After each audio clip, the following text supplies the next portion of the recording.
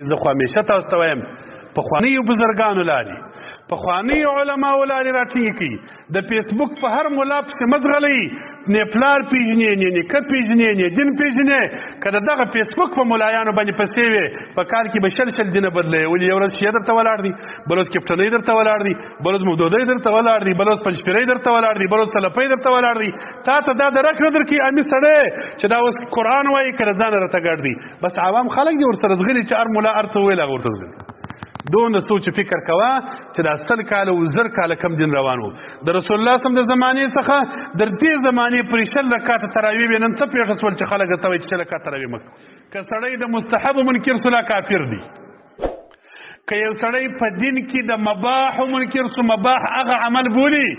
کې وکې ثواب نسته کې نه وکې عذاب نسته که دغه منکر سو خو د دین حکم و دا سړی کافر دی د اسلام ووتی د مباح او د مستحب منکر لا کافر دی په اسلام کې د دین د یو جزء به انکار نه کوي که انکار وسو کافر کیږي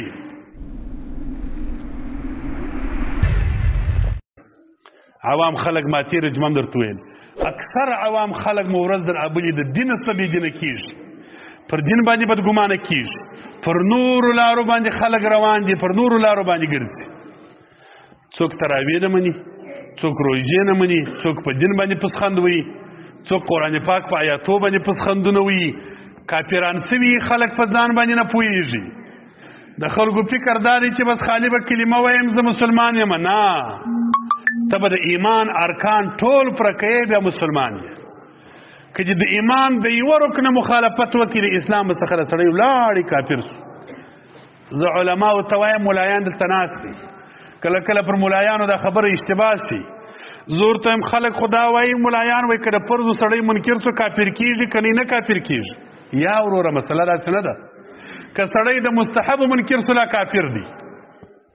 که یو سړی په دین کې د مباح منکر سو مباح هغه عمل بولي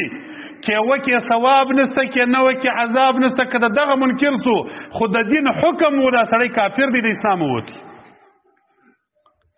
د مباح او د مستحب منکر لا کافر دی په اسلام کې د دین د یو جزء به انکار نه کوي که انکار وسو کافر کیږي شاه محمد انور شاه کشمیری رحمه الله اکبار الملحدین په دې سر کې دا مسله لیکي زه مختصر دا مسله ډیره تفصیلي ده ما مختصر درته وایم ښکار کول په اسلام کې مباح دي دا خلک ښکار کوي ښکار ثواب نه لري برایم پر میلمنو کې میلمه او ښکاري او ما ورته ښکار مه کوه د ښکار څخه ځان وګوره روا کار دی خو د ضرورت او د حاجت په وخت کې د شوق لپاره چې کوي زړه سختي نبی علیه السلام نه دي خوښ کړی عمر خلک د شوق لپاره دا سړي ته دومره مشکلات پیښ دي چې اوس یې دلته بیان نسم کولی مال دا د ازار دی د حیوانانو ازار دی 3 زامن یې په یوه ورځ باندې مړه سوي بله لور باندې د خپله د ښکار دپاره توپک جوړوي ټک یې ځینې کړی د لور یې پر دا سر ویشتلی ورسره یې زري دا د حیوانانو مال ازار دی ښکار مه کوي ښکار د ضرورت په وخت کې صحیح دی روا دی چې ستا ضرورت وي حاجت وي خو که حاجت او ضرورت نه وي په شوق چې زموږ خلک ښکارونه کوي دا زړه سختي دا ازار دی د دې څه ځان ګوري اوس ښکار روا دی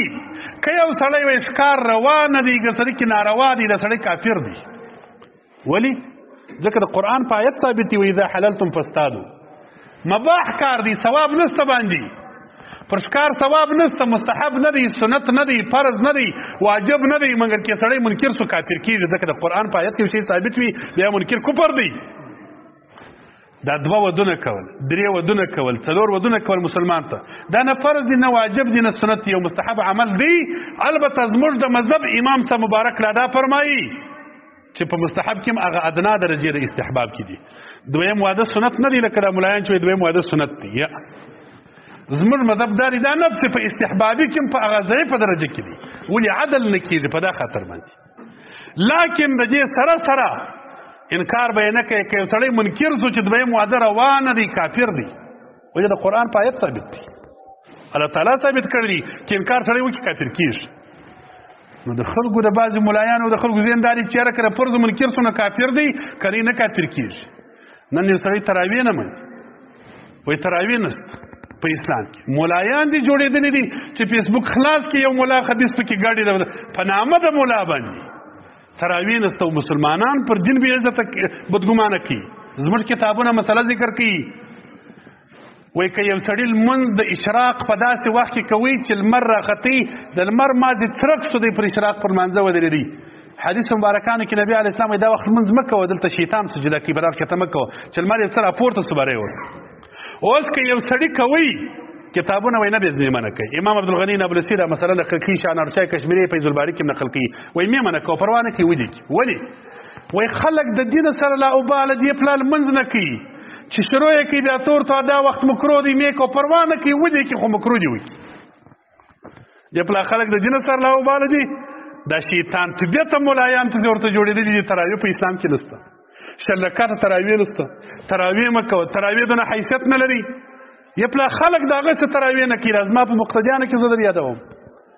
ډېر خلک دلته ستا زما فکر تراویح به نه کوي ولې ما چې پرته نه کړ د بل ماجب ته هم نه ځي هلته هم تراویح ته نه ښکاره کېږي نو زما فکر چې نه کوي ولې خو دا خلکو دغه ملایانو د په نامه د ملا باندې دغه شیطانانو پر دین باندې بدګمانه کړله د فیسبوک دور دی پیسې رانیسي بس خلک دي ګوري نور د دین او د اسلام خبرې د خلکو څخه پاتې سولې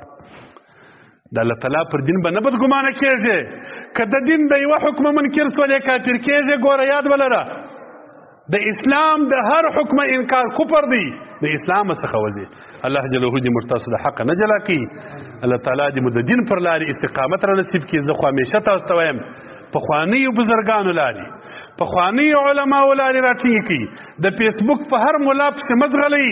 نه پلار پېژنې نه نیکه پېژنې نه دین پېژنې که د دغه فیسبوک په ملایانو باندې پسې وې په کال کې به شل دینه بدلوي ولې یو ورځ شیعه درته ولاړ دي بل ورځ کپټنۍ درته ولاړ دي بل ورځ مودودۍ درته ولاړ دي بل ورځ پنجپیرۍ درته ولاړ دي بل ورځ سلفۍ درته ولاړ دي تا ته دا درک نه درکوي امي سړی چې دا اوس قرآن وایي که د ځانه راته ګډ دي بس عوام خلک دي ورسره ځغلي چې هر ملا هر څه ویل هغه ورته ځغلي دونه سوچ فکر کوه چې دا 100 کاله او 1000 کاله کم دین روان و د رسول الله صلی الله علیه وسلم د زمانې څخه در دې زمانې پورې 100 رکعاته تراویح وي نن څه پېښه شول چې خلک ورته وایي چې 100 رکعاته تراویح مه کوئ